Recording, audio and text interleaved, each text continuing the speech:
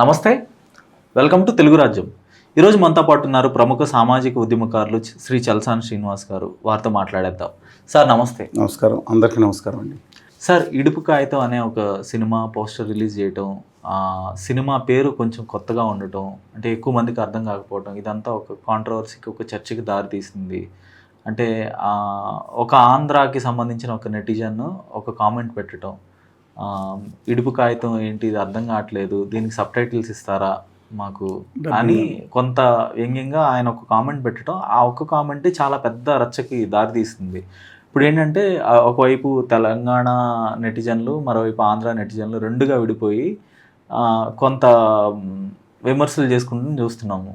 అంటే ఒకరి మాండలికాన్ని మరొకరు హేళన చేసుకోవటం కనపడుతుంది, కల్చర్స్ని కూడా. సో ఏమంటారు? కోస్తా రాయలసీమ తెలంగాణ ఇప్పుడు ఒకటి మాత్రం చెప్తున్నానండి, మందరిది తెలుగు భాష, కోస్తా భాష, తెలంగాణ భాష, రాయలసీమ భాష, ప్రవాసాంధ్ర భాష, లేదా ప్రవాస ఒడిశా తెలుగు భాష ఎన్ని ఉండవండి. ప్రపంచ చరిత్రలో ఎక్కడన్నా ఇప్పుడు ఉర్దూ ఉందనుకోండి, ఉర్దూని ఇలాగే చేసుకుని ఒకరినొకరు గొడవ పడతారా? హిందీ ఉంది, మన తెలుగు భాష దాదాపుగా 95% పదాలు ఏదైతే ఉన్నాయో ఒకరికొకరికి అర్థమవుతాయి. 5% ఇప్పుడు పిసపిసా అంటారు కరీంనగర్లో, ఖమ్మంలో అర్థం కాదు, మహబూబ్నగర్లో అర్థం కాదు, శ్రీకాకుళంలో మాట్లాడే పదజాలాలు చిత్తూరులో అర్థం కావు, అవి కూడా కొన్ని ఉన్నాయి. కానీ భోజ్పురి అనేది, మైథిలి అనేది, మిగతా కరీబాలు కొన్ని లాంగ్వేజ్ ఇప్పుడు వెళ్తే అర్థం కావు. అంటే హిందీలో అంత వైరుధ్యం ఉన్నా ఒకరికొకరు కొట్టుకుంటలా. అవును, ఆ భాషకి లిపి కూడా లేదు, సొంత లిపి అద్దెకి తెచ్చుకున్నా దేవనాగరి నుంచి. దాంట్లో నేను ఎందుకు చెప్తున్నానంటే ఇదేం గొడవ అండి, నాకు అర్థం కాదు. 13.5 కోట్ల మంది ఉన్న తెలుగు ప్రజల్లో ఒక బుర్ర తక్కువ వాడు, నాలెడ్జ్ లేనివాడు, ఎందుకంటే తెలియదు వాళ్ళకి, వాళ్ళ తప్ప నాలెడ్జ్ అవగాహన రాహిత్యం ఉన్నవాడు ఎవరో ఒక ఆయన ఒక కామెంట్ పెట్టాడు, ఇంకొక ఆయన 13 కోట్ల మందిలో 2 కామెంట్లు పెడితే దాని మీద ఇంత రగులుకు పోవాల్సిన పని ఏంటండి? మాలాంటి వాళ్ళు ఆ రోజు నుంచి ఈ రోజు ఒకటే చెప్తున్నాం, ఇవాళ మనం ఉప ప్రాంతీయ అస్తిత్వాలని, యాసలను, అక్కడున్న పలుకుబడులను ఎన్ని ఉంటాయి కదా, వీటిలన్నింటినీ కలుపుకుని సుసంపన్నమైందే తెలుగు భాష. ఒక ప్రాంతీయ అస్తిత్వాన్ని కానీ యాసను కానీ అవమానించడం దుర్మార్గం. దుర్మార్గం అంటున్నా, ఖండించడం దుర్మార్గం. అంత పదం ఖచ్చితంగా వాడుతున్నాం. అసలు ఒక అద్భుతమైన భాష. ఎక్కడికి వెళ్ళిన యాసలో ఇవాళ చాలా చోట్ల నేను హెల్త్ క్యాంపులు పెడతానండి. ఇప్పుడు ఆదిలాబాద్ వెళ్ళినా, భద్రాచలం వెళ్ళినా, మహబూబ్నగర్లో అమరాబాద్ దగ్గర చెంచులగూడెలకు వెళ్ళినా, ఉత్తరాంధ్రలో మంచంగుట్టు, మొత్తం చాలా ప్రాంతాలు పడ్డని చోట తిరిగి సేవా కేంద్రాలు, హెల్త్ క్యాంపులు పెడతాను. గ్రామాల్లోకి వెళ్ళిపోతాను. అద్భుతమైన పద్యాలం, అసలైన తెలుగు పద్యాలు కొన్ని చాలా గ్రామాల్లో లోపల ఉంది, మనకు అర్థం కాకపోవచ్చు. తమిళనాడులోను, బర్మాలోను, శ్రీలంకలోను తెలుగు వాళ్ళు మాట్లాడతారు చూసారా, అచ్చమైన పదాలు వాళ్ళ దగ్గర ఉన్నాయి. ఇంకా కూడి వస్తావా, భోజనం మంది కాదు. సరే, మీకు ఇక్కడికి వస్తాను. ఇవాళ ఎవరో ఇద్దరు బుర్ర తక్కువ, ఎవరో లేకపోతే నాలెడ్జ్ లేనివాళ్ళు చేసిన కామెంట్లు పట్టుకుని జిల్లాల మీద, మతాల మీద తీసుకొచ్చి, కులాల మీద వాళ్ళకు దాని మరకలని కూడా రాయటం దుర్మార్గం అండి. అలాంటి దిక్కుమాల రాతలు ఎందుకు? వాళ్ళకి ఏం తెలుసు? నాలెడ్జ్ ఏముంది? కాగితం అంటే ఏంటి? పేపర్ అంటే తెలుగా? ఫ్రెంచ్లోంచి ఇంగ్లీష్లోంచి వచ్చింది. పేపర్ అంటే తెలుగా? కాగితం అంటే పర్షియన్ పదం అయి ఉండొచ్చు, కానీ తెలుగులో కోస్తా రాయలసీమ తెలంగాణ మన తెలుగు పదాల్లో ఎన్ని పదాలు ఉన్నాయండి? ఫ్రెంచి, ఇంగ్లీషు, పర్షియన్, అరబిక్, ఉర్దూ పుట్టిన తర్వాతలేండి. ఉర్దూ పదాలు ఏమంటారు? అరబిక్, పర్షియనే, హిందుస్థానీ కలిపి ఉర్దూ వచ్చింది. ఉర్దూ డిఫరెంట్ అది కాదండి, అన్ని కలిపి ఏర్పడింది. ఈ దేశ మూల భాష మన తెలుగు, మూల భాషల్లో తెలుగు ఒకటి. నాకు ఆశ్చర్యం వేస్తుంది, ఇవాళ దీన్ని పట్టుకుని ఇంత విద్వేషం తెచ్చుకోవటాలా? ఇదే టైంలో అప్పుడు విభజన సమయంలో తెలంగాణలో ఉన్న అత్యగ్ర నాయకులు కొంతమంది వాడిన బూతులతో వెయ్యో వంతు అప్పుడు ఎందుకు స్పందించలేదండి? నాకు అర్థం కాదు. నేను వీళ్ళు చేసిన కామెంట్ని 239 వ్యతిరేకిస్తున్నాం, మేం కాదు. కోస్తా రాయలసీమలో కూడా ప్రతి ఒక్కళ్ళు ఇలాంటి కామెంట్ చేయకూడదు అంటున్నారు. ఇప్పుడు విడాకులు అనేది తెలుగు పదం, అదొకటి పదం, కానీ ఇది ఏదైతే ఉందో అద్భుతమైన తెలుగు పదం. తెలుగు కొన్ని పదాలని, ఇంగ్లీష్ కూడా అనేక పదాలని విమర్చుకుంది. అందుకని ఈ యొక్క కానీ సినిమా తీసింది ఎవరండి? ముగ్గురు నిర్మాతలు అంటున్నారు. ఒక ఆయన సుకుమార్ గారు, ప్రముఖ దర్శకుడు సుకుమార్ గారు ఉన్నారు. ఇంకొక ఆయన బన్నీ వాసు గారు, మా పాలకొల్లి, మా ఊరే. ఓకే. ఆయన సుకుమార్ గారిదేమో ఈస్ట్ గోదావరి రాజోలండి. ఓకే. ఇక అరవింద్ గారు అన్నమాలు ఉంటారు, ఆయన పాలకొల్లి. ఓకే. ముగ్గురు నిర్మాతలు పెట్టుకుని కాదు ఎవరి మీద చూపిస్తారు. కొంతమంది అంటున్నారు పబ్లిసిటీ స్టంట్ కోసం ఇది మే నాట్ అయ్యి ఉండకపోవచ్చు, కానీ కావాలని రాజకీయ నాయకులు కొంతమంది దీంట్లో దూరి వాళ్ళ స్వార్థం కోసం చేస్తున్నట్టు కనపడుతుంది. బాధగా ఉందండి. నేను అడుగుతున్నాను, ఒక్కటి దయచేసి గమనించాల్సింది ఏంటంటే, వీళ్ళు దేనికోసం ఫైట్ చేస్తున్నారు? ఈ రాష్ట్రంలో ఆ రాసిన వాళ్ళు ఎవరో అతను కానీ ఆయన కానీ అది తెలుగు ఉద్యమంతో సంబంధం ఉందా? కోస్తాలేసి భాషలే యాసలు పెట్టుకుని భాషలు అంటారు ఏంటి వీళ్ళు? ఉందా అసలు? ఒకటి, అది తెలుగు భాష దినోత్సవం ఎవరు జరిపారు? ఈ ఉమ్మడి రాష్ట్రంలో మా సమితి జరిపింది, మాతృభాష సమితి మా సమితి నడిపింది. ఎంత కష్టాలు పడ్డారో వాళ్ళందరూ. తర్వాత మేము ఎంత కష్టాలు పడ్డామో తెలుసండి. చాలా నేను చెప్తున్నాను, మేము కష్టపడ్డాం. అలా ఏళ్ళకి సంబంధం ఏంటన్నా వాళ్ళు కామెంట్ సరే వీళ్ళు ఇక్కడి అంటే తెలంగాణ నుంచి కూడా ఆవేదన కొంతమంది చూపించారు, తప్పు అంటలేదు. కానీ అతి శృతి మించిపోయి అంటే వీళ్ళ నాయకులు ఇంతకుముందు అన్నం బూతులు తిట్టి కనపడదా కొంతమంది దాంట్లో. సరే దాన్ని ఖండిస్తున్నాం, కానీ దాన్ని అడ్వాంటేజ్ తీసుకుని పార్టీలని కులాలని మతాలని టార్గెట్ చేయడం నాకు అర్థం కాదు. ఇంకో సమస్య ఏదో ఏదో దొరికింది, ఆ సమస్య దొరికిందని ఇవాళ నేను చెప్తున్నానండి. తెలంగాణకి చాలాసార్లు మీరు దయచేసి గమనించండి, మీరు దేని గురించి మాట్లాడాలి? తెలంగాణకి 1 కోటి రూపాయల బడ్జెట్ రైల్వేలో పెంచి వాళ్ళ గుజరాష్ట్రానికి 8,400 రెట్లు ఎక్కువ, అంటే 8,417 కోట్ల రూపాయలు ఎక్కువ పెంచితే ఆ సంవత్సరం. దాని గురించి వీళ్ళు ఎవరు మాట్లాడాల? వీళ్ళు ఎలాగో ఉన్నారు, మాట్లాడట్లేదు, వీళ్ళు కొట్టుకు చేస్తారు అని చెప్పి వాళ్ళు ఈ సంవత్సరం కేవలం 117 కోట్లు పెట్టి మళ్ళీ ఆ 17,000 కోట్ల రాష్ట్రానికి ఇచ్చారు. అది కూడా చిన్న రాష్ట్రం అండి. చిన్న రాష్ట్రం అంటే అదే 80 సీట్లు ఉన్న రాష్ట్రం కాదు చెప్తున్నా. అది కాకుండా అలా వేసుకున్న ముద్దుల రైలుకి గత కొన్ని సంవత్సరాల్లో 70,000 కోట్లు ఎవరికి బహిరంగంగా ప్రకటించుకుంటూ దొడ్డిదారిని తీసుకెళ్ళి పెట్టొచ్చారు ఎవరో కేంద్ర ప్రభుత్వం. ఎందుకు మాట్లాడలేదు? ఇవాళ ఆంధ్రప్రదేశ్ తెలంగాణ విషయంలో మిగులు జలాల విషయంలో కింద రాష్ట్రాలకు మన అన్యాయం జరుగుతుంది. తెలంగాణ సుప్రీంకోర్టులో వెళ్తే దానికి ఎగ్నెస్ట్గా కేంద్ర ప్రభుత్వం అఫిడవిట్ వేసింది. మేమందరం మొత్తుకున్నాం, ఇదే అన్యాయం, ఇక్కడ మన అన్యాయం వన్ సైడ్గా వేసింది కేంద్ర ప్రభుత్వం లేదా కొన్ని పైన వాళ్ళ పార్టీలు పాలించే రాష్ట్రాలకు ప్రభుత్వం అన్యాయం అని చెప్పి మాట్లాడితే, ఈ టైంలో ఏం జరిగింది? ఆంధ్రప్రదేశ్ తెలంగాణ మధ్య తంపులు పెడతాంలో వీళ్ళు కొట్టుకు చేస్తున్నారు.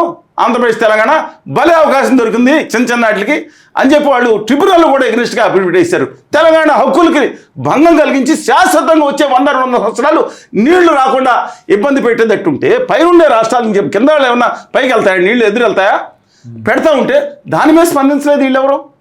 వాళ్ళ హైదరాబాద్ మహానగరంలో వాళ్ళ ఇంకోటి చెప్తున్నారని, ఈ ఇండియాలో తెలుగు భాష గురించి మాట్లాడుకున్నాం కదా, అసలు ఏదన్నా కానీ సుసంపన్నం ఉంటుంది. ఇవాళ ఒక అబ్బాయి 1వ తరగతి నుంచి మీరు పట్టభద్రులు అయ్యేంత వరకు కూడా ఆ భాష ఒక అక్షరం చదవకుండా వెళ్తాం కుదురుతుందా? గుజరాత్లో వెళ్ళి 15 సంవత్సరాలు విద్యుత్ గడిపి ఆ గుజరాతీ అక్షరం చదవకుండా, ఉత్తరప్రదేశ్కి వెళ్ళి అది చదవకుండా, తమిళనాడుకి వెళ్ళి ఆ కా అనేది రాయకుండా వెళ్ళటం సాధ్యమవుతుందా? అది ఆంధ్రప్రదేశ్లో సాధ్యం. ఇదే అన్యాయం అని చెప్పి కనీసం మాధ్యమంగా ట్రై చేద్దాం, లేకపోతే మినిమం ఒక భాషగా అన్న సబ్జెక్ట్ అనమాట, భాషగా చేయండి. సమాఖ్య సమితి అనేక ఉద్యమాలు చేసినాయి. ఆఖరికి మంత్రి గారు నా మిత్రుడు ఆ రోజు 2003లో ఆయన చాలా గొప్ప చేశాడు. ప్రభుత్వ ఉత్తర్వు 86 ఇచ్చాడు. ఏంటంటే ఖచ్చితంగా మొత్తం ఉమ్మడి రాష్ట్రంలో అదే ఇప్పుడు తెలంగాణలో కూడా అదే ఉత్తర్వు నడుస్తుంది, ఆంధ్రప్రదేశ్లో కూడా కనీసం ఒక భాషగా అన్న తెలుగు ఉండాల్సిందే. కనీసం అక్షరాలు నేర్చుకోండి వీళ్ళు వెళ్తున్నారు, పోనీ మాధ్యమం మొత్తం మీడియం అక్కర్లేదులో వాళ్ళ ఇష్టం అని చెప్పి రాసి ఇస్తే 9 సంవత్సరాలు టైం ఇచ్చారు మంత్రి గారు.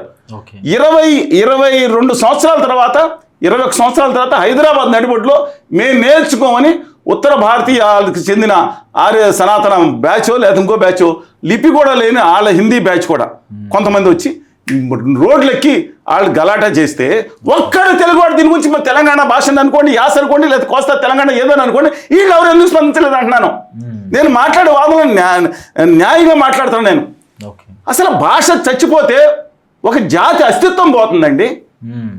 ఇప్పుడు తమిళనాడు ఇలాగ అనుకుంటారా? కొంగునాడు నాది, లేదా మహారాష్ట్రలో వివిధ ప్రాంతాల నుంచి వచ్చినాయి. Vidarbha entirely different state. Marathwada నిజాంలో కలిసి ఉంది. అంటే హైదరాబాద్ క్యాపిటల్ మరాఠ్వాడ ఉన్న 5 జిల్లాలు ఇప్పుడు 8 జిల్లాలు అనుకున్నాం. అలాగే గుజరాత్ బొంబాయి కలిసి ఉండేవి. ఇప్పుడు మూడు కలిసి మహారాష్ట్ర ఏర్పడింది కదా, చాలా తేడా ఉంటుంది మరాఠీలో. ఇవాళ ఇలాంటి వాళ్ళు కొట్టుకునే వాళ్ళు ఉండటం బట్టే ఇవాళ దేశ చరిత్రలో రెండో అతిపెద్ద భాషగా ఉండేది స్వతంత్ర నాటి తెలుగు భాష. ఇల్లు కొట్టుకు చచ్చిపోతారు, బయటికి ఇల్లు పితకాడు చాలని చెప్తే ఇవాళ 4వ స్థానానికి దిగజారిపోయిన దానికి కారణం మనం కాదా? నేను వాళ్ళన్నా మనం కాదా? ఇలా కొట్టుకోండి, ఇలా కొట్టుకుని మా జిల్లా భాష మాది, మా జిల్లా భాష మా తెలుగు కాదు, మాది నెల్లూరు భాషే, మాది నెల్లూరు భాష అది, లేకపోతే ఒక ప్రాంత భాష అది కాదండి. తెలుగు భాష ఎక్కడ ఉంటుందా? English, US English, UK English అని అంటారు. దాని గురించి ప్రపంచమే జరగట్లేదు. మనం ఉందంత మనం ఆల్రెడీ తగ్గిపోతున్నాం. తెలుగు కన్నడ ఒకటే లిపేస్తున్నాం. మన సంస్కృతి గురించి మాట్లాడదామండి. అసలు మిగతా భాష గురించి ఆడ మాట్లాడతారు, మనం ఏం మాట్లాడాలి? ఒక తెలుగు భాషలో ఉన్న పాత పల్లవి లిపి, బట్టిపోలు లిపి 4 దేశాలకి లిపినిచ్చిందండి. మిగతా ఇప్పుడు 4 దేశాలు లిపినిచ్చిన భాష మన తెలుగు భాష. తెలుగు కన్నడ ఒకటే భాష. అంటే ఏ దేశాలంటే ఇండోనేషియా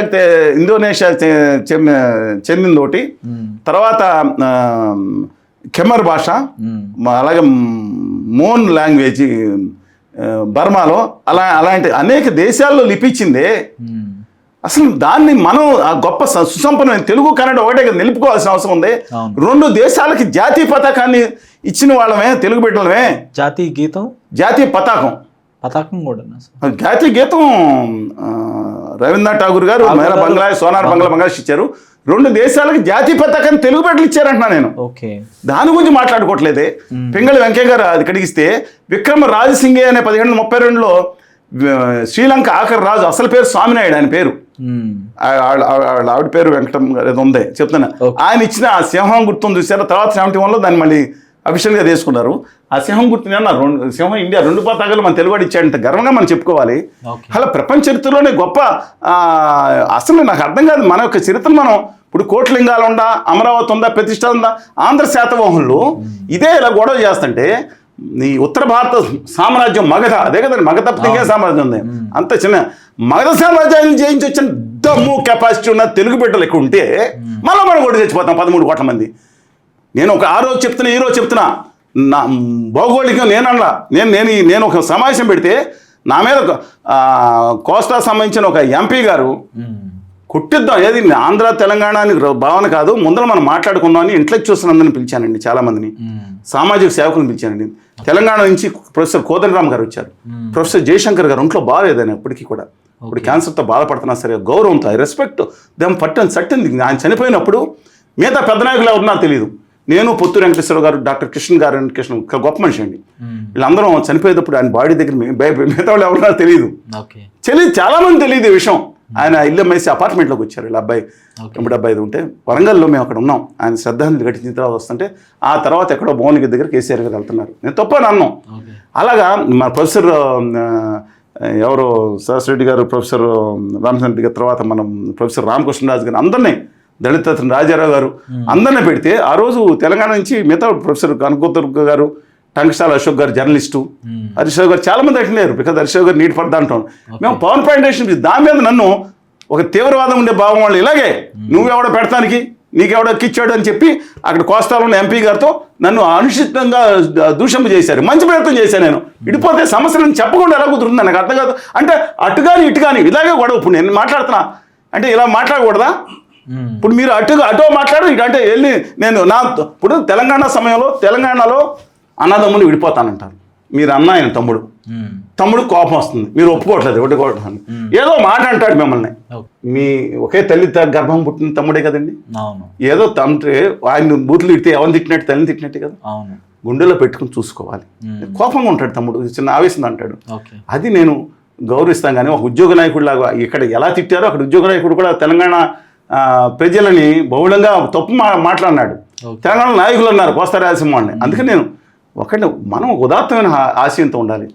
భౌగోళికంగా విడిపోయినా మానసికంగా కలిసి ఉండాలి. 13.5 కోట్ల తెలుగు జాతి ఒక్కటి అవ్వకపోతే ఇవాళ, ఎందుకంటే మిగతా రాష్ట్రాలు పట్టించుకుపోతే వాళ్ళ పరిస్థితి ఎంత దిగజారిపోయిందండి ఇవాళ. అందుకని నేను మన ఎలాగో ఉత్తర భారతీయ పార్టీలన్నీ అక్కడ లిపి కూడా లేని భాషను మన మీద రుద్రాలని చూస్తున్నాయి. దాని మీద ఎవరు మాట్లాడట్లేదేంటి? నేను అడుగుతున్నాను. ఎలా ఉపాధి కోసం ఇంగ్లీష్ అవసరం, అది డిఫరెంట్ విషయం. అదేం భాష? యూరోపియన్ భాష. హిందీ ఏంటి? యూరోపియన్ ఇండో భాష. రిపీటింగ్ అగైన్ రాసుకోండి కావాలంటే. ఓకే. హిందీ కూడా యూరోపియన్ ఇండో భాష అండి అది. ద్రవిడ భాషలు వేరు, యూరోపియన్ ఇండో భాష అది. అది కూడా యూరోపియన్ ఇండో భాష. ఇంగ్లీష్ కూడా యూరోపియన్ ఆంగ్లో సెక్షన్ ఏదైనా కానీ. అందుకని నేనేమంటున్నానంటే దయచేసి గమనించండి, మన గౌరవాన్ని నిలుపుకుందాం. ఎవరన్నా పొరపాటు చేస్తే ఖచ్చితంగా ఖండిద్దాం. ఇలాంటి చిన్న చిన్న ఆ సినిమాల గురించి దయచేసి దాన్ని పెద్ద చేసుకోవద్దని చెప్పి మనం చేస్తాం. ఓకే, ధన్యవాదాలు సార్. నమస్కారం.